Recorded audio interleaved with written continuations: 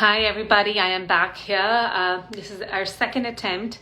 We are talking to Emma Lowe, who is the author of the Spirit Almanac, and she has an upcoming book called The Return to Nature. And I'm super excited to be talking to her. She is also a senior editor at Mind Body Green. And one of the great parts about her work is it's very connected to the work I do. While I use the Ayurvedic understanding to look at the macro around and then connect it to the micro and see, we get cues from the universe with how we're supposed to live. And that's basically all her work. Her two books are about that. So it's super exciting to have her here and get her perspective. I hope it seems like I have better network. Hi, Omer. It seems like I have better network because, and thanks for your patience, everybody, because this is a conversation you don't want to miss, especially if you've been following the work that I do. Here we have somebody with great perspective. Are we better now, Emma? So much better. Yay, we fixed it. um, so, Emma, I gave a brief introduction about what you do. Again, as I said, I'd like to hear from your mouth as well, and then we'll dive right. Definitely. So yeah, you pretty much, nailed it. I'll keep it short and sweet for anyone who's joining us a second time, but my name is Emma. I'm a writer and editor living in New York City. And my background is in the environmental space, environmental science and climate change. And right now I work for Mind Body Green, which is a health and wellness website. So finding the intersections between environmental health and human health is really where my passions lie. That's lovely. And Emma, I just want to tell you, right? So all the work stems from this one place, like literally one sutra based on which the Vedas were written. And everything that I do comes from that, and which, like I said it in English, the Sanskrit phrase for that is Yatha Brahmande Tatha Pinde, Yatha Pinde Tatha Brahmande, which means everything, once you understand the nature of the cosmos, you understand the nature of the body. And when you understand the nature of the body, you understand the cosmos. And I feel one principle, which is, which it's everything we do, think, and it's very profound. So it seems your work is right in line with that. And so we first Spirit Almanac, right? Tell us what the, because I know you'll do a better job at explaining it, and we'll go into seasonal rituals like. Yeah, definitely. So Spirit Almanac is a book that I worked on with my dear friend and former coworker, Lindsay Kellner. And it is a seasonal guide to self-care. So how we sort of interpreted that was the book is split into different seasons. Each season we present, I think it was like 5 to 10 rituals it was really an amalgamation of people who we really respected working at Mind Body Green. So, yoga teachers, breathwork instructors, Ayurvedic leaders, people with different perspectives on sort of what it means to live, to practice self-care and live a life that's really, centered and grounded in yourself, and sort of apply that or look at that through a more seasonal lens. So exploring how we can sort of shift the way that we care for ourselves throughout the year as nature and the world around us really dictates. So it was a fun little project, and that came out in 2018, so a few years ago now. Oh, lovely. Okay, so Emma, let's like dive right into it, right? Let's and of course I'll be happy to offer the perspective as well when it's season by season, Yeah. If that helps, or alignment and connections before we go. So I feel like one way we can do this, which I do, is get what is the understanding of winter, that you've gathered through all your conversations, self-work, everything. So what is the understanding of each season? And based on that, what is the or the challenge that lies for us? And what rituals, like simple rituals that we can practice to meet those opportunities and kind of overcome those. So let's, being in the middle of winter, you and I are sharing the same time zone, same season. So let's talk about winter and in your understanding, what is the perspective of winter does to our bodies? Yeah, definitely. So we're definitely experiencing winter right now in New York City. It's been very frigid, very cold, very windy. And I think, in writing this book and thinking about what winter means to a lot of people, it tends to be, a darker season. There's less daylight. It tends to be colder depending on where you live. And I think that a lot of times it gets a bad rep for those reasons. People don't like to stay inside and not be able to get out there, which I completely understand. But I think from that perspective as well, it can also be a really powerful time to do this sort of inner work. I don't completely agree with the New Year's resolution framework, but I do think that this is a time to sort of check in with yourself and consider, what your goals are for the year ahead, what's working for you, what isn't, and sort of plan that way. One way I like to think about the seasons is compared to sort of the cycles of the moon. So, winter is really the new moon. It's a time to manifest. It's a time to think about what you want to bring into the year ahead as the energy continues to build throughout the year. And then, we move into spring, and then summer is more of the full moon before we can release some of the energy that's built up and start to, cocoon back into ourselves in fall, and then winter again. So, I think it's just remembering the sort of cyclical nature of the world around us can be so helpful too, just because, sometimes in winter it feels like it's never going to end.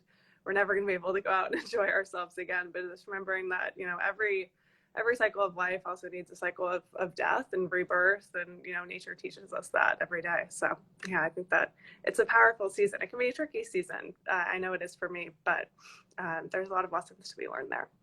Lovely.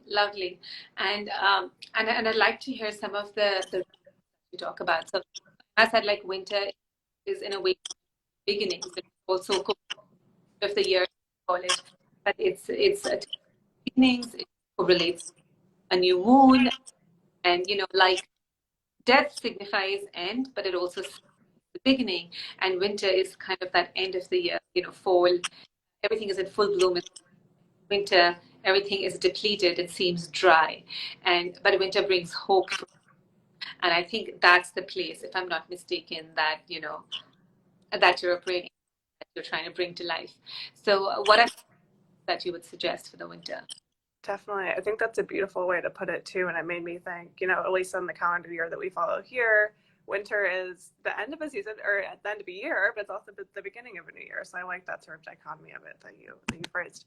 So ritual wise, I think I was just poking through the book to see what we shared for the first full moon of winter, which just happened on Monday night. If anyone else had crazy trouble sleeping, I think that a lot of us sort of felt that moon really strong.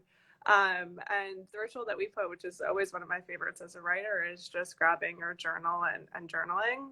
The prompt that we gave was to just consider, what the fall that's passed sort of brought up for you, and what words you thought to sort of associate with that season, and then also considering, what you want to bring into the season ahead. So writing down words that you'd like to embody in winter. It can be, a physical goal that you have, or even more of an intention, just whatever comes to mind. And then allowing yourself to sort of sit with your list, choose one word that really encapsulates what you want to bring into the season ahead, and then write that word down in somewhere where you're going to see it. So I think that can be a really powerful way to just sort of, a lot of times we set these New Year's intentions that are very specific, and, they're hard to live up to. But I think just choosing one word that you'd like to embody is a bit more forgiving, and it allows for, growth, and more, I'm sorry, I'm going to speak louder. It was for growth and just more opportunity to sort of play with it and make it your own as things evolve. So that's a really fun one. I think another cool... Can I interrupt you here? And I'll do the same. Do you have a word for the year that you'd like to share? Yeah, so my word for this year is reveal. I think that, it means different things for me, but just thinking about how I want to show up in the world, after the last few years have obviously been so challenging. And I think we've all had to do a lot of really, tough inner work. So I think I'm looking forward to revealing what I've learned about myself and, what I've sort of been working on. So that's my goal for the year ahead. Lovely. Do you have a word or intention you're carrying on? I have a word for the year, and it's related to the word last. Like, it was curiosity the year before last year was explore, and I feel like how wonderfully it's actually, like, it's a really powerful thing to do, to have a word for your bodies that signifies that word. So I had curiosity, last year was explore, and this year is conquer. And it's this year for me, and conquer comes harsh, but it's a very kind word in my mind, because when you've done the curiosity, when you've been curious and you sat back and you looked at your life, and then you've begun to explore, have the courage to explore. Now it's time to take action. So for me, conquer means just conquering what's inside me, and the demons that I've discovered, and kind of take action on those. So I'm excited about conquer. That's a great word. It's so powerful. Oh, I love that. Yeah. Sorry, I interrupted you because I had to hear your word, but I'd love to hear about the other rituals as well during the winter. Yeah, yeah. So I think another fun one that, a lot of people do this already, but in terms of keeping some sort of reminder of the natural world, even if you can't get outside as much, weather permitting. So just tending to a house plant, I think it can actually be made into sort of a personal ritual. There you go. Love it. Especially if sort of infuse, maybe you choose one plant that's really special to you or one that's maybe new to you that you got this season, and sort of set an intention. I know in the book we say to actually place a crystal that you charge with your intention into the soil. Feel free to do that, or just make it a more sort of mental thing. But just thinking about every time you tend to that plant this season, every time you water it, every time you check its soil, just you're tending to that intention as well. And the reason we put that as a specifically winter ritual is I think a lot of times this season it's easy to feel stagnant and like things aren't growing, things aren't evolving, everything outside is dead and miserable and what have you. But this ritual sort of reminds you that there is always growth happening, and that blossom is coming. So I think remembering everything that's sort of happening underground, under the surface, the work that you're doing within, can definitely help your perspective in this season. I love that. It's so powerful, right? Because like you said, those of you who live on those or countries, places like we do, and we feel like it's ending, such a beautiful part as you kind of plant those new beginnings for yourself, and you have and you have the plant do the same. You're partners in this journey, and you kind of nurture each other, right? Because the plant inspires you every day, and then you nurture the plant every day, and you kind of come into spring and you see blossom. I think it's so simple, subtle, and yet so powerful.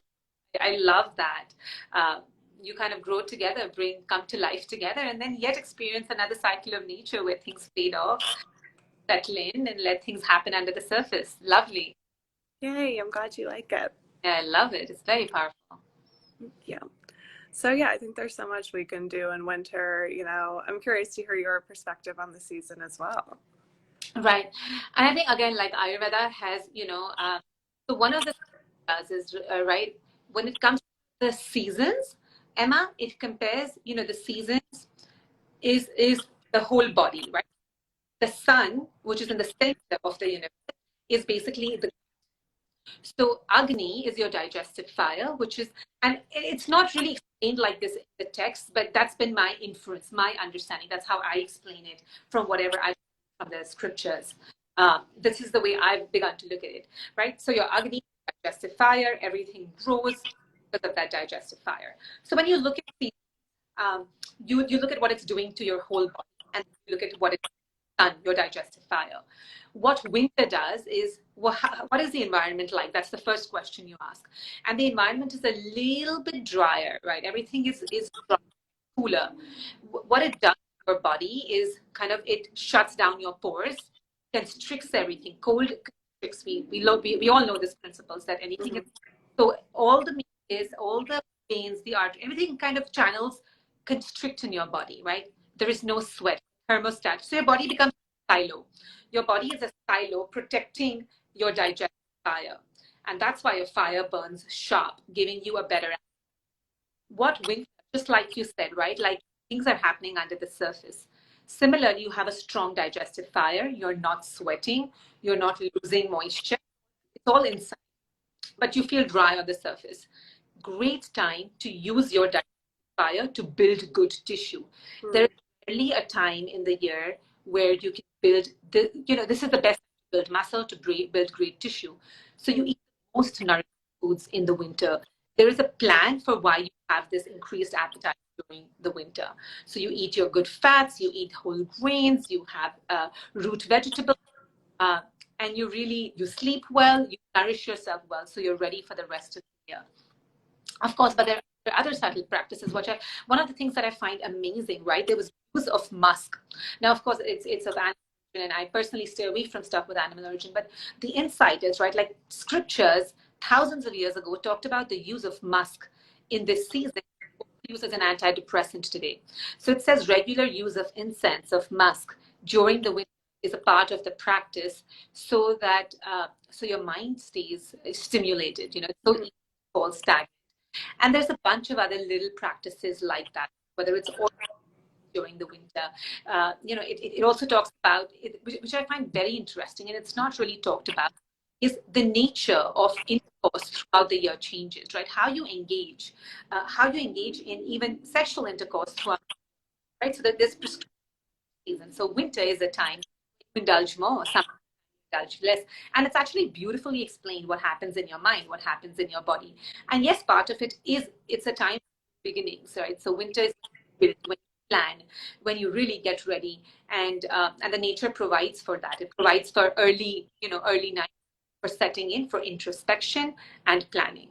So that was a brief summary. Of course, I can go talking about this for hours, Emma. I breathe this stuff, but that was just a brief understanding. I love it. I love that emphasis on sort of priming the body for the year as well. That really resonates, and using it as a time to refuel and rest and recover. I think that's such a beautiful reminder. Oh, thank you, Emma. And let's go to spring, and what is your philosophy around spring, and then let's do.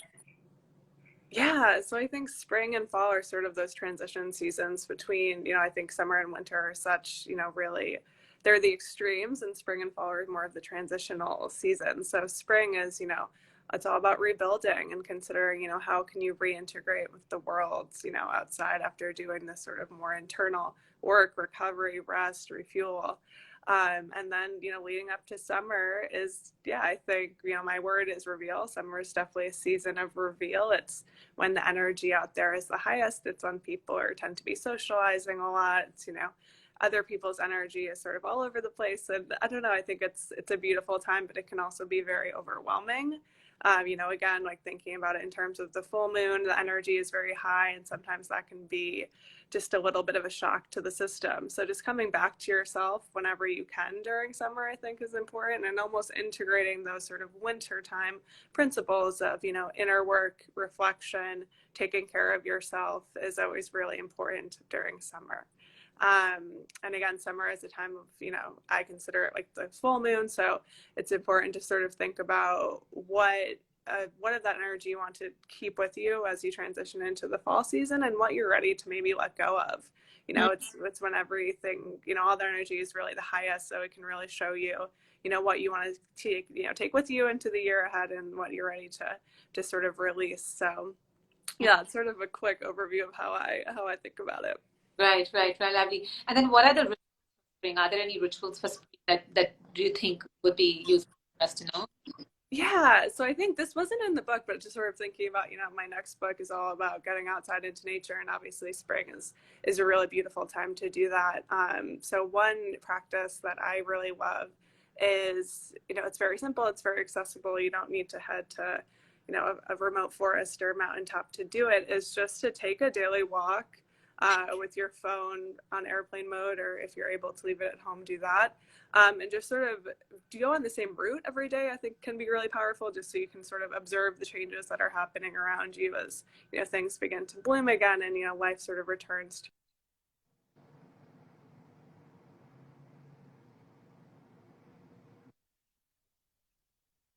maybe a little thing. Sorry about that. Ignore for today. So yeah, just, taking that sort of mindful walk and really engaging the senses. There's been some really incredible research about how, tuning into not just the sights of nature, but the sounds, the smells, the touch of, different things that you can feel is just so restorative, and there's some really incredible science to support that as well. So, tapping into your senses as you're going on your daily walk, observing, the animals returning and the leaves, beginning to change, I think can be really beautiful. And one of my favorite sort of studies that I reference in my next book is about sort of taking on different personas as you navigate nature. It's this incredible study done at the University of Michigan, where they essentially found that when people go on these sort of nature awareness walks, is what they call them, taking on a different perspective. So maybe you're setting out and you're pretending you're an artist looking for, the next thing you want to paint or turn into art, or, maybe you're a biologist on the hunt for some sort of, rare species. And just sort of having fun with it can really change what you notice. And I think that can really bring you more into the present moment as you get outside and just make it a bit of a more special, enjoyable daily experience. No, so can you give an example of that? Can you elaborate a little bit more on that? Yeah, definitely. So I think that, let's say you're going out as a bird observer or something. So, you sort of go out with the intention of, really trying to listen in to different, what bird calls can you hear on your nature walk? What do you see any traces of birds, on the ground, or can you see any in the trees?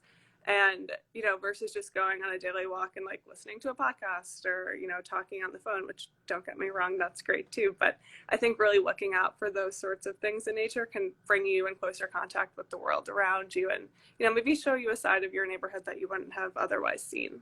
That's so fun. I love that. It's Yeah. fun, right? It's literally role model a walk, right? Yeah. Buy something else. You go as, oh, I want to do that. This is what I'm going to be. It's fun to do in New York City too. You're going to look at buildings. If you, like you said, you're a bird, you're going to look at something else. If you're an artist, you're probably going to see colors. If you're a musician, you're going to look at sounds. And if you're a chef, you're going to look for like what, so you can be, oh, that's amazing. It's so interesting. Definitely, yeah, it was fun. And the takeaway of that study was that after people took on these different personas, they tended to rate their nature more highly or say that they got more out of their nature experience. So it can kind of change the way that you see, the world around you too. Really fun. I think that's a really fun one. And these are really fun, simple practices. And what about practices for the summer? Yeah, so summer, gosh, I think, thinking about, again, you can definitely journal on what the season brings to you and, look at it more through the lens of what you're ready to let go of and, the rest of the year. So maybe you write down a few words that sort of have encapsulated the year so far that you're not really, wanting to hold on to, and maybe do some sort of, I know fire rituals tend to be very popular and I think they're pretty powerful, obviously be safe about it. But if you have a fireplace or any sort of contained, source of flame, you can burn those words and make a ritual really, really powerful ritual out of just, physically letting those things out of your life and just, making that commitment to move forward unburdened by those words, I think can be really, really special. And I know fire and summer don't necessarily go together, but it could be a fun, different thing to do. Maybe a bonfire could be once in a occasionally, yeah, like one day. Yeah, definitely. I think ritual for the summer is very different, but I mean, we'll talk about that. And let's go into the fall bit and fall. Yeah, so fall I think is also just a really beautiful transitional season. I know when fall is sort of that time of year when we do start that process of turning back inwards, and one tool that I really love to use to do that is tarot and oracle cards. I find that they're really helpful for anyone who doesn't know. These cards have different imagery and words on them, and there's a more traditional tarot deck, or you can find oracle decks that tend to be a bit more freeform. But just the act of pulling a daily card can sort of, I find, at least for me, it takes me out of my inner dialogue. And, if I'm ruminating on something, or if I keep, having repetitive thoughts about something, pulling this card and, using that word as sort of guidance on whatever I'm thinking of can be a nice way to get out of your head and just call upon some outside help to, reassess the situation. So I like pulling daily cards and using that word or, imagery to maybe journal on and consider how it could apply to wherever I am in my life, at that point of the season. So that's always a fun one as well. And you can do it inside by a cozy fire if you like. Yeah, that's a good time for fire. So basically, is before and you get into it, and you kind of, some about shedding, whatever you've done through the year, and you're kind of mid-year, and you kind of work on, you kind of reevaluate. It seems like there's two times to reevaluate. And I was talking about this last weekend on my life, that summer is also, what you want to shed. So in the winter, so in the fall, when actual shedding happens and real work happens, you can do some work. And you said, like, you bring in external forces, some energetic work as well, and have the universe guide you in a direction, kind of sometimes reinforce what you're thinking about, and then you sit through it during the week. You know, it again kind of reminds me of words that I, right? Like there's a time for curiosity. You just sit back, you become curious and explore, and then you really get. And I think that's how also the years go, right? It's that building and reevaluating and building and reevaluating and shedding was as a very part.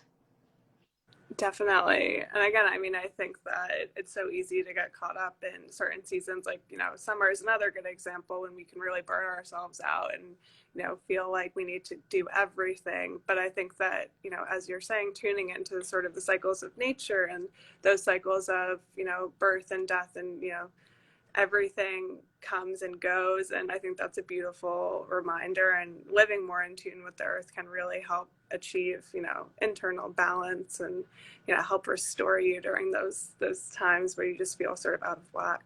Yeah.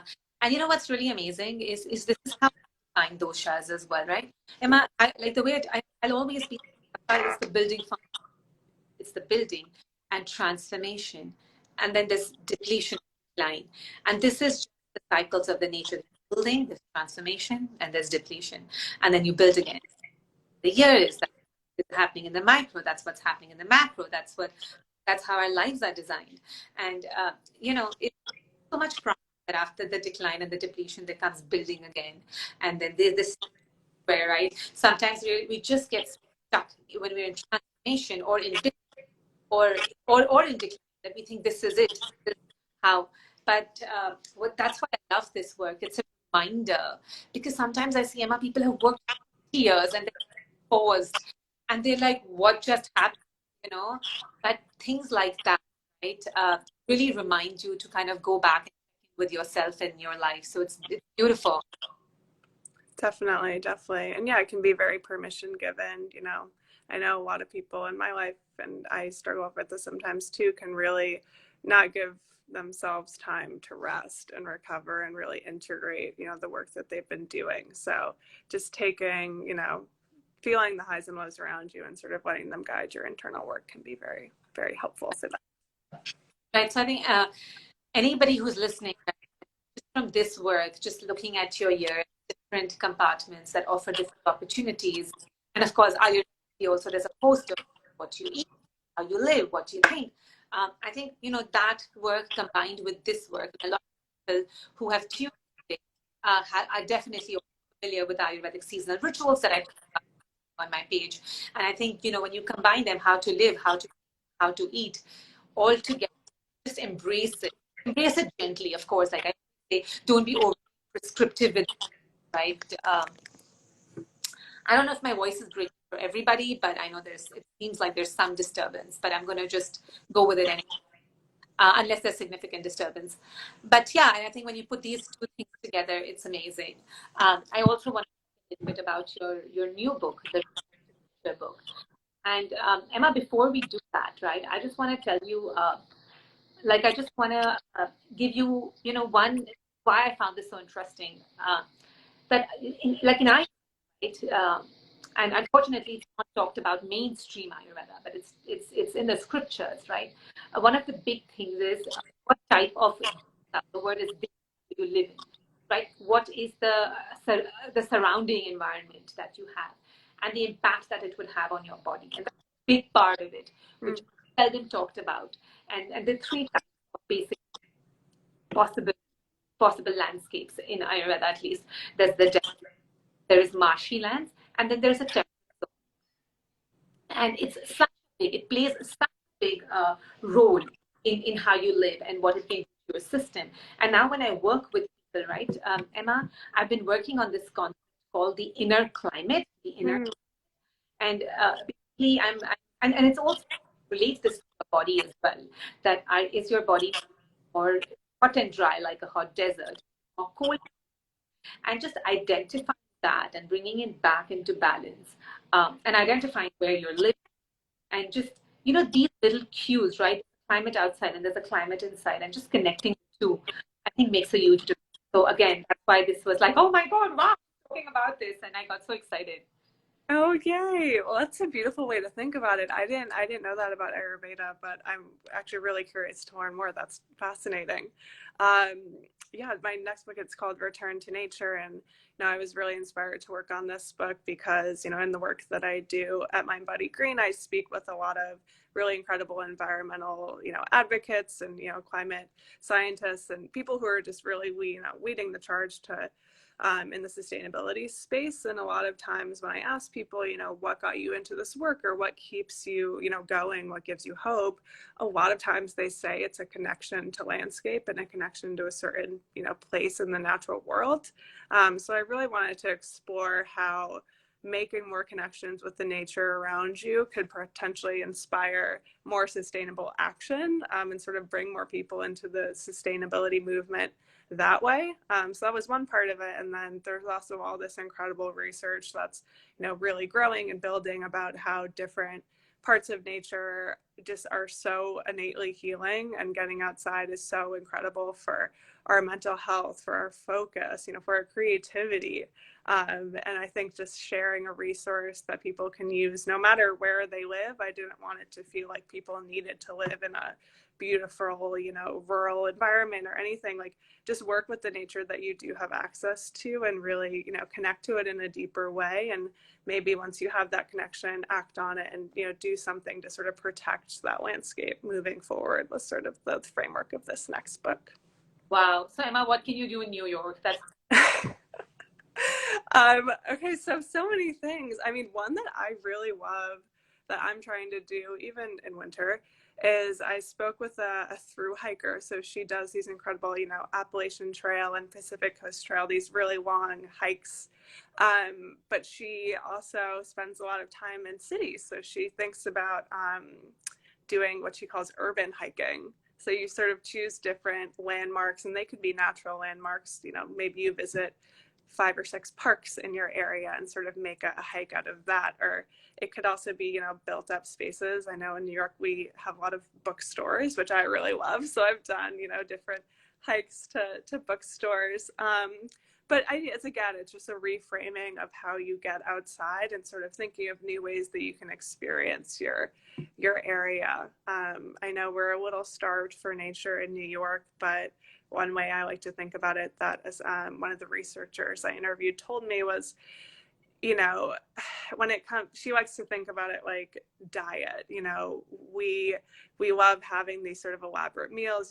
If you celebrate Thanksgiving, having that Thanksgiving meal, but you also need the daily sustenance. So if that's nature, these faraway trips can be so restorative and amazing and incredible. But it really is that sort of daily contact with nature that doesn't have to be as grand or, as sort of out of the ordinary, that can be really impactful, and really continue to provide sustenance and fill you up. So that's how I like to think about it for us New Yorkers and city dwellers. bookstores, the parks, and then kind of getting away upstate here, they're going for hikes, and then taking time out and actually like going and getting some nature. Yeah. So I do the first. Luckily, I have a good view. So sometimes I just lean. I have the view of the east, and so I just lean on. But I like the bookstore. I feel like that actually does the same thing that nature does. Even the smell of books and paper and just all of it.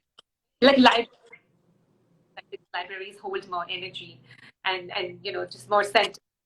But yeah, that's not a bad one. I'm going to try that, Emma. Hopefully one day you and I can on a bookstore hike. I would love that. Yeah. I mean, that's another thing too, is obviously we're so surrounded by other people in this city, but there has been some really interesting work on how experiencing nature with others, so maybe going on a walk with a friend through the city, or just sort of, bringing someone else along can really heighten the experience and maybe make you notice something you wouldn't have otherwise. So that's another sort of fascinating area of research, I think. Absolutely. And I think when somebody is same headspace as you are, there's a lot of change that happens as well. And I want that to be true. Somebody is experiencing the same experiences, then you experience things. So I think it comes. Yeah. Sorry, you broke up a little bit on that last statement. Can you say it again? I said, yeah, definitely company counts for something. Yeah. Like when you do these things right? I mean, that's actually one of my biggest things, right, Emma, is to surround myself with people that that inspire me. And the name of the book, everybody, is the Spirit Almanac. I'm actually going to tag Emma here as well, so that anybody, and you will be tagged, I will be also tagged, of course, when I'm going to post this video, it's going to be on my page, and I want to pin this, pin comment. Okay. Emma, is there anything else? Are there any closing sentiments, anything else that you think would be interesting for us to hear? We'd love to hear.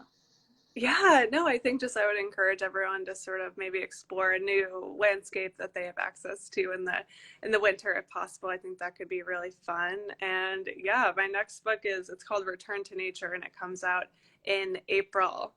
So keep an eye out for that. But it was such a pleasure to chat with you, Nidhi, and you brought up some topics that now I'm really intrigued to learn more about. So we're gonna have to offline about those. 100%, Emma. It was actually such a pleasure, and I'm going to bring in that plant, and let's see what creative persona I'm going to embody when I walk. And we'll plan our bookstore hike too. 100%. Such a pleasure. Thank you so much, Emma. Thank you for having me. Have a good one. Have a good one. Thank you.